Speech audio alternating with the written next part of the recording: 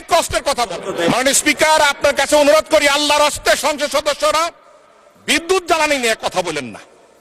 আমি জানি না কোন মুখে আপনারা কথা বলা সাহস করেন। হয়তো আমি দুর্নীতি বলতে বাধ্য হচ্ছি, এখনো আমি ভিতরে যাই নাই।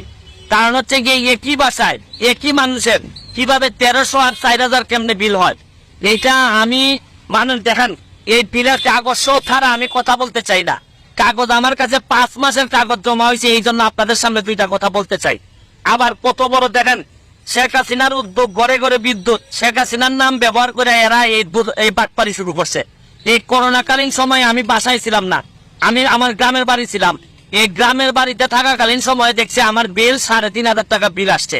এর মানে ভৌতিক বিল। এরা এখন প্রাতিষ্ঠানিক দুর্নীতি শুরু করছে। আরে ব্যক্তির বিরুদ্ধে তো কথা বলা যায়, এই এত বড় প্রতিষ্ঠানের বিরুদ্ধে কথা বলবেন আপনি কিভাবে? কার বিরুদ্ধে কথা বলবেন? মাননীয় মন্ত্রীর দৃষ্টি আকর্ষণ করে বলছেন